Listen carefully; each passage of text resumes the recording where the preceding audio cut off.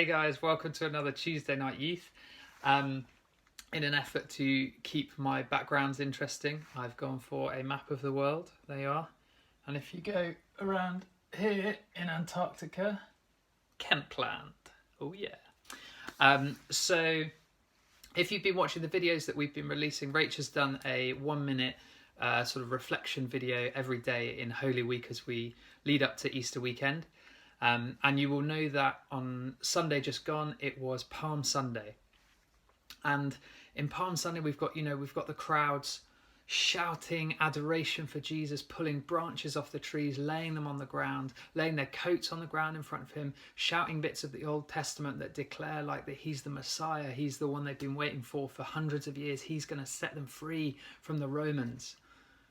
And 5 days later, so in the space of this week that we're in now, you see the same crowds shouting down a Roman leader who's trying to save Jesus' life, shouting him down and saying, no, crucify him, we don't want this.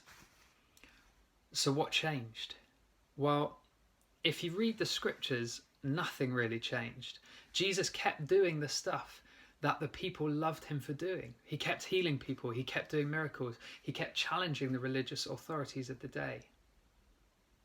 But the problem was those religious authorities had started spreading lies about Jesus, telling people that he was doing dreadful things. They'd taken the truth of what he was doing and twisted it to make it look bad. If you want, this is like an early example of fake news. They'd stirred the crowd up.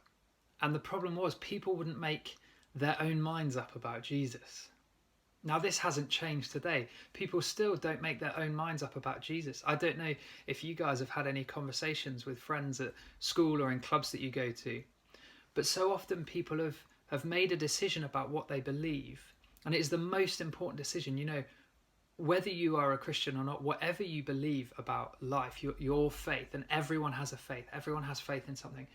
What you choose to believe is the most important decision you will ever make.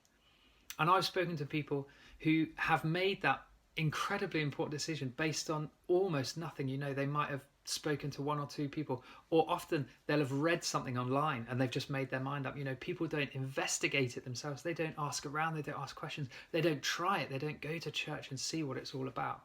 And that's where we come in. We get to be the people who they know, who know Jesus. We get to be the people who introduce them to the real Jesus, not the fake one who's been distorted by people's agendas. We get to introduce them to the Jesus who heals, who performs miracles, who challenges religious leaders, who saves people, who knows people. And so what I want you to discuss tonight, two things. And the first is this. As followers of Jesus, part of our remit, part of what we're meant to do is to talk to people about and show people about Jesus. So question one is, have you ever done that? Have you ever had conversations with your friends at school or in clubs or wherever about Jesus? And how did it go? And the second question is quite a hard one that I want you guys to ask yourselves. But like, this is a question I ask of myself, and I hope all of our leaders ask of themselves, which is, do people who spend time with you know that you're a Christian? How quickly would someone get to know that you believe in Jesus and follow him? Is it evident in your life? Is it evident in what you talk about? And so part of the question is that, do they know?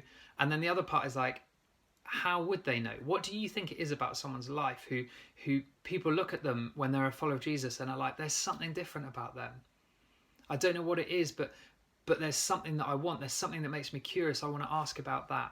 What is it in people's lives? It might be, what is it in your life that make people ask, what is the difference in you? What is the difference in you with this faith that you have in Jesus?